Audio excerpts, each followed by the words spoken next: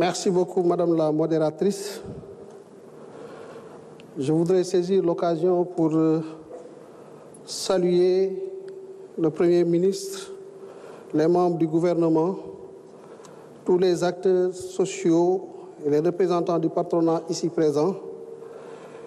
Et après le ministre chargé du Travail et des Relations avec les institutions, qui nous a dressé le contexte dans lequel se tient véritablement ces rencontres, je m'en vais vous parler dans le sens de répondre à une question importante qui est dans quel contexte financier, budgétaire et économique débutent ces concertations. C'est en quelque sorte vous faire la situation de référence, le point de départ, la fondation sur laquelle va reposer tout ce que nous allons construire à partir de ce moment, avec tous les acteurs qui sont aussi concernés. Le contexte, il est, je pense, très bien connu, parce que depuis un certain temps, nous en parlons. Déjà le 26 septembre 2024, le Premier ministre, avec quelques membres de son gouvernement, nous entretenait de la situation financière et budgétaire du Sénégal, émanant de l'audit de la gestion des finances publiques. Cet audit-là, nous l'avons répété, c'est un exercice légal qui a pour fondement le code de transparence dans la gestion des finances publiques des États de l'UEMOA, donc qui tire sa source d'une directive de l'UEMOA, internalisée dans le droit positif interne par une loi de 2012 qui enjoint tout gouvernement, toute nouvelle mandature, de faire le point sur la situation de la gestion des finances publiques. Cet audit, à l'époque, avait déjà révélé ce qu'aujourd'hui tous les Sénégalais savent, un certain nombre de manquements dans le pilotage de notre budget, dans l'exécution de notre budget, avec donc des implications au plan budgétaire, au plan de la trésorerie, au plan du financement de l'État, par rapport un peu à ses besoins de financement. La Cour des comptes, le 12 février dernier, c'est-à-dire qu'il y a environ 15 jours, a publié le rapport définitif d'audit du rapport de l'Inspection générale des finances qui faisait le point sur cette gestion des finances publiques. Et qu'est-ce qu'il faut retenir de cette certification du rapport? C'est une confirmation, j'allais dire une confortation des constatations qui avaient été déjà faites et communiquées par le Premier ministre, à savoir des manquements sur la gestion de nos recettes, de nos ressources publiques, des manquements sur la gestion de nos dépenses, mais des manquements sur la gestion de la trésorerie de l'État. Venons-en aux manquements sur les recettes. Les manquements sur les recettes ont été situés par la Cour des comptes à 3 niveaux. C'est des rattachements irréguliers de recettes d'une année N à une année N-1. Qu'est-ce que cela signifie? Cela signifie que dans l'exécution budgétaire, il nous arrivait en tant que pouvoir public de prendre des recettes de l'année 2025 par exemple, ou des recettes de l'année 2024 que l'on comptabilisait au courant de l'année 2023 pour réduire le déficit budgétaire de cette année de comptabilisation. C'est un manquement au décret numéro 2020-958 portant règlement général sur la comptabilité publique. Cette constatation ayant été faite, le ministère des Finances s'est engagé à prendre toutes les mesures de correction nécessaires pour que de pareilles choses ne puissent se reproduire. Deuxième point de constatation sur les recettes, c'est une situation non exhaustive des restes à recouvrer. Les restes à recouvrer, c'est que nos administrations fiscales et douanières détiennent des créances sur les acteurs économiques au cours de l'exercice de leurs fonctions ou au cours de l'exercice de leurs attributions de contrôle. Aujourd'hui, ce qu'il faut constater, c'est que nos administrations peinent à dire quelles sont exactement les étendues de ces restes à recouvrer qu'ils détiennent, les étendues de ces créances sur les acteurs économiques. Cela pose un problème de traçabilité, cela pose un problème de suivi, mais cela pose également un problème de reporting que nous, ministère des Finances, nous nous engageons à bien adresser pour dépasser définitivement ces contraintes. La troisième constatation sur les recettes, c'est véritablement une absence de visibilité sur l'évaluation des dépenses fiscales. Une dépense fiscale à côté d'une dépense budgétaire correspond à une renonciation de recettes en lieu et place d'une exécution de dépenses. Ça revient au même. Au lieu de subventionner, la dépense fiscale correspond au fait que les pouvoirs publics peuvent renoncer à des recettes qui leur sont dues pour soutenir un secteur économique. Compte tenu des objectifs économiques qui sont fixés aux exonérations, aux mesures donc de renonciation de recettes, cela peut se concevoir. Mais un État doit avoir une visibilité, un rapport d'évaluation sur ces dépenses fiscales qui sont consenties pour les secteurs économiques, de façon à pouvoir faire un bilan coût-avantage, un bilan d'efficacité, un bilan même d'efficience sur ces renonciations que nous faisons. Est-ce que ça nous permet fondamentalement d'atteindre les objectifs que nous nous sommes fixés? Nous avons constaté que les manquements se trouvaient là aussi à ce niveau-là. J'en finis avec les recettes. Je viens sur les manquements pour les dépenses publiques. Les manquements sur la dépense publique, fondamentalement, concernent d'importants transferts que l'État fait au profit des services non personnalisés de l'État. C'est-à-dire qu'un service de l'État qui devait bénéficier de crédits de fonctionnement, de crédits d'investissement, qui se retrouve avec des transferts. Les transferts sont un mécanisme assez particulier, véritablement, d'exécution de la dépense. Et à ce niveau-là, ces manquements ne devaient pas s'opérer et nous nous engageons au niveau du ministère des Finances à apporter toutes les réponses pour que de pareilles pratiques ne puissent se reproduire. Il y a eu aussi des manquements sur la comptabilisation des ressources sur ressources externes. Les ressources externes, ce sont véritablement des financements que nous contractons auprès de certains bailleurs qui présentent une nature assez particulière. C'est la concessionnalité des ressources qui sont utilisées, donc des ressources à des coûts assez abordables, mais sur une maturité aussi assez longue. Maintenant, ce qui se faisait, c'est que ces ressources-là n'étaient pas comptabilisées intégralement dans nos déficits budgétaires. L'autre manquement, et qu'on peut rattacher effectivement même à la gestion de la trésorerie de l'État, c'est l'importance des dettes bancaires contractées hors circuit budgétaire. C'est-à-dire que l'État, le constat que nous pouvons faire à partir de ce moment, sur la base de tout ce qui a été rappelé, c'est que sur la période de l'étude, 2019 au 24 mars 2024, l'État du Sénégal a largement vécu au-dessus de ses moyens. Et pour couvrir une partie de ses dépenses, s'endetter sur le marché bancaire local. Et ces endettements-là, ce financement se faisait hors budget, ce qui a à un moment renchéri deux statistiques fondamentalement de finances publiques que nous utilisons, nous utilisons pour faire la communication que nous faisons par exemple aujourd'hui, c'est le déficit budgétaire. En lieu et place d'un déficit budgétaire moins de 5,5% communiqué sur toute la période de manière officielle, l'audit de la gestion des finances publiques a révélé que le déficit budgétaire réel du Sénégal est à 11,1% sur la période considérée. Vous pouvez apprécier donc l'ampleur des dérapages que nous avons consentis, que nous avons constatés sur la période sous revue.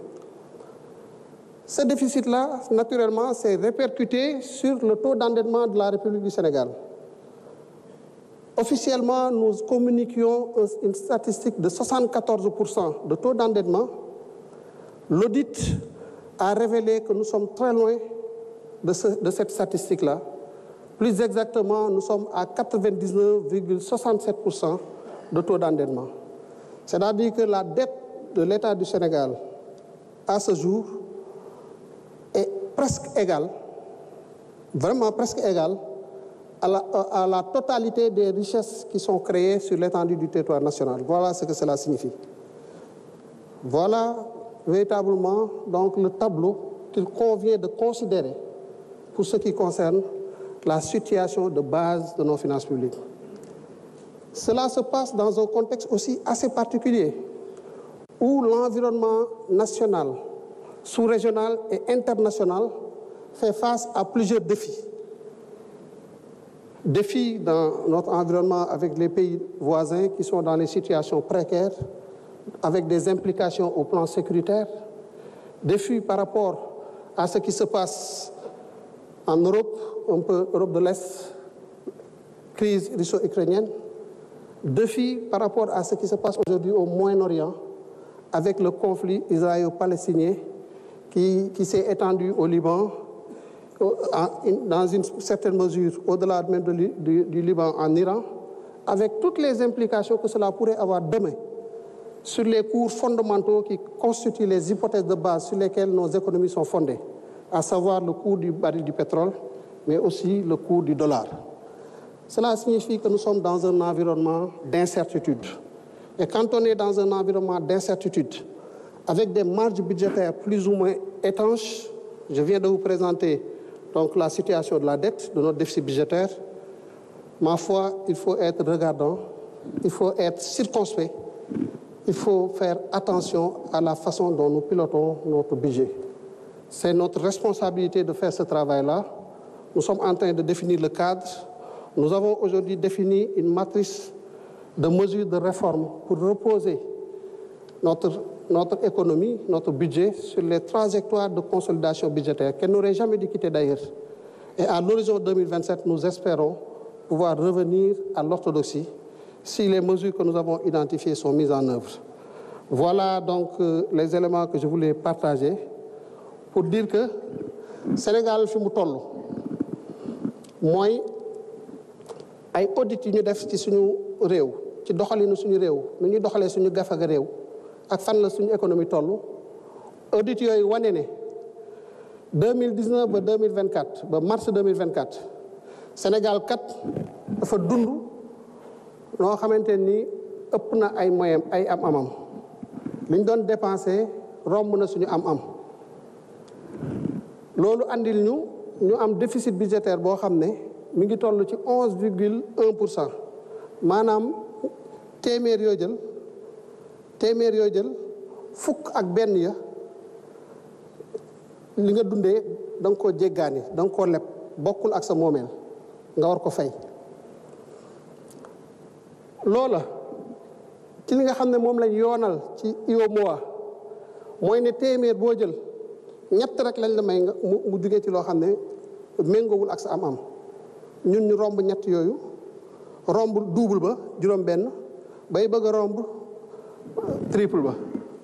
romb nañ sax triple ba bay bëgg a romb quadruple ba loolu day wane ne Sénégal dafa dund ci façon boo xam ne antanu ko te koo xam ne nag da nga wàcc yoon bi olof nee na boo dëppul fii fan la rek ngay mujjee fii fan la suñu bañee mujj ci fii fan la nag dañu war a taxaw xoolaat situation réew mi ni muy doxee te loolu càmbar nañ ko gis nañu ñun li nga xam ne moom buñ ko defee fii ak 2027 maanaam fii ak ñetti at Sénégal dina dellu ci situation bi nga xam ne moom la waroon a foofu la waroon a toll. léegi mesures yooyu dafa am solo pour ñu wax ci mesures yooyu nga xam ne suñu malade bii ñu yor moom lañ ko war a appliquer ci wàllu faj mi ngir mu jógaat ba mën a doxe ay soxlaam. wax naa ko ci recettes yi ne moom mooy jafe-jafe yi ñu amoon ñu constaté ko ci audit bi wax naa ko ci dépenses yi ñu waxaat ko audit bi constaté ko wax naa ko aussi ci façon bi nga xam ne ñun moom la ñuy lebee bu ci nekk nag xalaat nañ ci ay saafara yoo xam ne bu ñu ko doxalee ñun ñëpp ñu ànd ci incha allah rabbi fii ak 2027 suñu malade bi yaakaar nañ ne dina jóg doxi soxlaam bu mënul di daw di ko doxi it dana ko mën a dox bu dëgër jëm ci nu mu fajee ay soxlaam. ci wàllu recettes yi li ci jiitu mooy premier ministre wax na ko ci déclaration politique générale am mooy ne balaa nga naam ne fa mooy tekki ne boo bëggee dépenser da ngay am loo def sa poche soo mënta génnee sa poche di dépenser ci leb ngay mujj te boo dëkkee ci leb da nga toog foo xamante ni danañ la taxawu ndax leb tamit fay moo ko yor te fay pour nga fay il faut nga am loo fay ñu xool ñun lan la ñu am di ko jëfandikoo muy suñu alalu bopp di suñu moomeelu bopp ñu ne mooy impôt ak douane. premier ministre nañu wàllu impôt et douane doxin bii laa ci bëgg muy jox benn lettre de mission boo xam ne ñun la ko adressé ministère des finances réformer leen code général des impôts réformer leen code général des douanes méngale leen code yooyu ak suñu économie nu muy doxee ci wàllu suuf si yaakaaruma ne ñi fi am terrain yëpp tey li ñu war lool ak direction des domaines def nañ ko ci wàllu fay seen redevance ñu gis ne loolu war nañ ci dox war nañ ci sensibiliser nit ñi war nañ yar sénégalais yi gunge leen ci xam ne boo yoree suuf li nga ci warloog état da nga ko war a fay ndax ci loolu la état di compter ngir dund. ñu ne suñu économie bi dafa dox lu bari jamono ji ñu toll nii dafa am ay xeetu xarala yoo xamante ni ñoo yor économie lu demee nekk ci économie numérique lu demee nekk ci yenn secteur yu particulier secteur minier le secteur pétrolier gazier ainsi de suite te nag suñu code général des impôts méngoowul woon ak secteur économique yooyu ni ñu doon doxee mun nañu càmbar leen ko ngeen waxtaan ak ñi nekk ci secteur yooyu ba fexe ba xool naka la ñuy méngalee suñu doxin ak réalité économique yooyu. troisième chose mu nañu wàllu xarala yu bees yi mooy digitalisation impôt dafa am instrument bu muy utiliser douane am instrument bu muy utiliser trésor am instrument bu muy utiliser budget am instrument bu muy utiliser fayin ci jamono dox nag ba tey ñu bari bu ñuy jëfandikoo seen porte-monnaie Orange Money la ñuy fayee seen i soxla Wave wala xeetu doxalin yooyu nga xam ne moom moo méngoog jamono tey mun nañu fexe leen ba seen administration yi ñu topp doxalin boobu ñu accélérer seen doxin ba mën a méngoog fi jamono toll. mun nañu façon boobu ngeen di liggéeyee ci wàllu kii am outil bii kii am outil bii kii am outil bële fexe leen ba ngeen am benn outil boo xam ne day dialoguer ak ñooñu ñëpp ba mën a fexe ba tey ku jox impôt dem douane ñu mën a xam ba xam moom am na marché bu nekk au niveau de la direction générale du budget ñu xam ba xam contribuable boobu am na bor impôt wala trésor am na paiement buñ ko mën a jox. loolu lépp nag boo ko gisee li muy andi mooy saa su ne rek da ngay xam acteurs yi fan la ñu toll kan moo amal kan ak nag lañ leen di accompagner ba état bi la mu warloo ku nekk ak kenn ku nekk la nga warloo état bi nga mën koo dox ci anam yi mu gën a matale. loolu mooy programme yi nga xam ne ci wàllu ressource moom la ñu war a dérouler am na nag yeneen yu ci rax daanaka xëy na lépp duñ ko mën a leeral waaye incha allahu rabbi fan yi ñu jëm suñu liggéey ci wàllu naka la ñu gën a fexee ba sénégalais yi xam fan la ñu jëm ak naka lañ fa bëgg a jëmee loolu mooy nag suñu liggéey. ci wàllu dépense yi nag mu nañu ni ngeen di lebee na ngeen ko xool parce que fay bor dafa am doole ci wàllu budget priorité bi jiitu mooy fay bor. priorité bi ci topp mooy fay salaire priorité yi ci topp mooy xool ci dépense yi bu ñu dajalee ñëpp ñu xool bu ci nekk ban moo ci gën a am caractère bu urgent boo nekkee ci contexte bu mel noonu nag mu nañu kon da ngeen di fexe ba ni ngeen di lebe ngeen koy xool ndax bor bi kat moom moo jiitu ci li ñu war a fay bor boobu ñu ne naka la ñuy fexee ba wàññi ko parce que diis na nag fi may wax ak yéen nii ci 2025 bi ñu toll état du Sénégal war naa génne lu ëpp ñetti junni ci ay milliards yoo xam ne da koy fayee bor ren nga xam ne balaa ngaa tàmbale sax dañ fay fekk pax moo xam ne ci ñetti junni ak téeméeri milliards yu topp yu ñu war a fay ñu ne kon am na lu ñuy tuddee gestion active de la dette bor boobu dañ ko war a fay dëgg la waaye mën nañu waxtaan ak acteurs yi ci wàllu xool pic de remboursement yooyu naka la ñuy demee sur le marché am ay taux yu gën a favorable ñu jënd yenn ci bor yooyu ba fu ñu waroon fay ñetti junne nangam ci ay milliards ñu fay fa lu ko yées li ci des ñu tas ko ci ay jamono yu gën a sori ba pare ci ay taux yoo xam ne moo gën a méngoo ak suñu kantan fi ñu toll. loolu moom mooy gestion active de la dette et c'est important de le faire. li ci topp mooy masse salariale bi diggante 2019 ak léegi suñu masse salariale dafay daw bu xaw a jéego yu xaw a am doole jéego yoo xam ne moo ëpp suñu économie li mu ñuy andil moo ëpp tamit suñuy recette fiscale rythme bi muy dawee ñu ne loolu war nañ ko seet xam nañ fu mu jugee dañoo gis ne 2018 dafa am ay mesures yu état bi engagé woon fexe ba respecté ko nag loolu am impact bu mu am ci suñu économie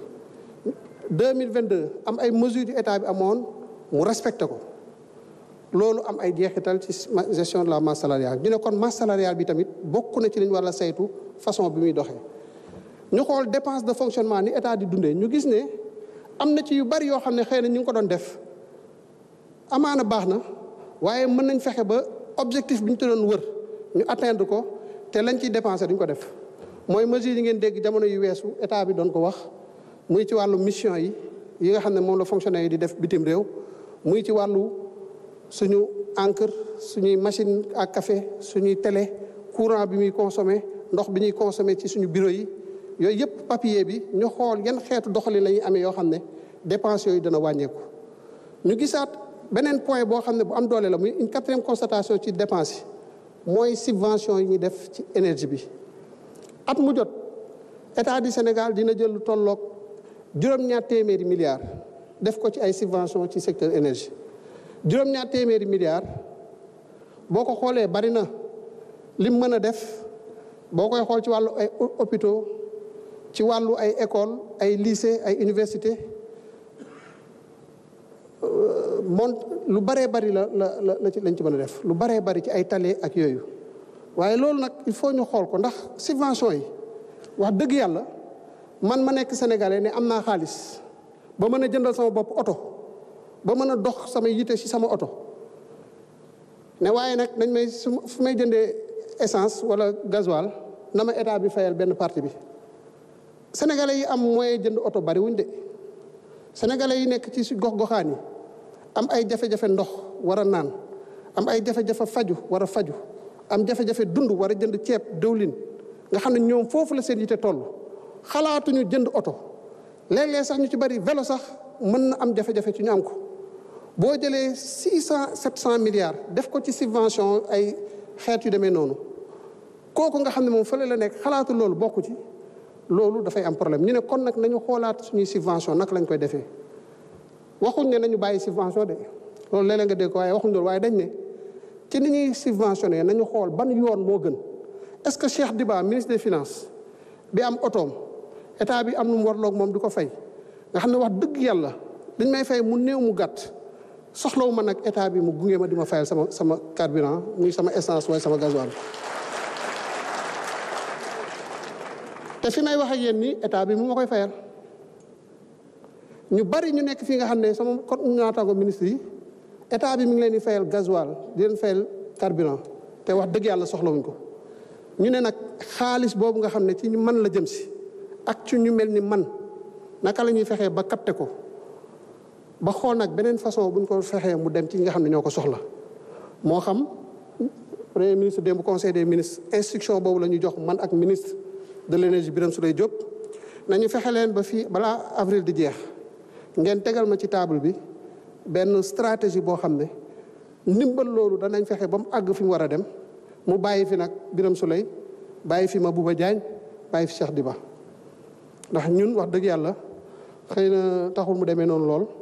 waaye nag soxlawuñu subvention boobu. loolu mooy li nga xamante nii moom la ñu xalaat ci wàllu boobu mu bari yeneen nag yoo xam ne dinañ ci ñëw investissement bi nga xam ne état mi ngi koy def kilifa yi nañu investissement yi dañ koy saytu yépp bu ci nekk ngeen teg ko ñu xool li nga xam ne mooy jëmale réew mi kanam ndax def projet boo xam ne pour fay ay salaire kese la wax dëgg yàlla méngoowul ak li nga xam ne mu économiquement moom la ñuy wax investissement. projet boo xam ne pour fay salaire kese la jëmmalul dara taxawalul dara réew mu ci sax da ngay dund ci lu ëpp say moyens di leb te buñ ne lee li nga leb foo ko def boo gëstoo doo gis dara. ñu ne kon revue de portefeuille projet par projet liggéey boobu ñu ngi koy dox premier ministre mi ngi ko teg ci loxo secrétaire général du gouvernement monsieur Alamine Lo ba jamono ji may wax ak yéen nii projet yëpp teg nañ leen sur la table ba xam yan projet lañ fi génnee li ñu supprimer ci ay projet rien que sur le budget de l'année 2025 mat na ëpp na téeméeri projet la ñu ca jëlee ci ay économies yoo xam ne mën nañ ko def feneen ëpp na 2 téeméeri milliards. loolu mooy liggéey bi nga xam ne suñ ko boolee ba damay bañ a xaabaabal daanaka xaw naa ko de sax waaye dafa amoon solo ñu def le point ba ñu xam ne fii la ñu toll. lii mooy effort yi nga xam ne réew mi war na koo def maa ngi leen di giiñal ne bu ñu ko deful bu ñu taxawul xool fan la yoon bi nekk ñu jël ko xam ne ñun dañoo wàcc yoon bi bu yàgg nag ci fii fan la ñuy mujje alhamdulilah nag ba ñu teelee yeewu yaakaar naa am na ku doon sant fan yi patriote yëpp yi taxawoon taxawaay bi nga xam ne gis nañ ne fi ñu jëm àggale wuñ fa ñu jëm ñu daal di taxaw nag daal di nañu dëpp boobu nag moo war a continuer ginnaaw bi ñu ko defee ci ay carte ginnaaw bi ñu ko defee ci wàllu politique dëpp boobu dañ ko war a def sur le plan budgétaire te ci loolu la ñuy woote yaakaar naa ñu ñaan yàlla ñu àgg ci ak jàmm. En avant pour la mise en œuvre de toutes ces mesures de réforme, parce que si nous ne le faisons pas, on sera là encore en 2027 à constater les dérapages et ce ne serait pas responsable pour nous, ce ne serait pas responsable pour le peuple. Je vous remercie de votre aimable attention.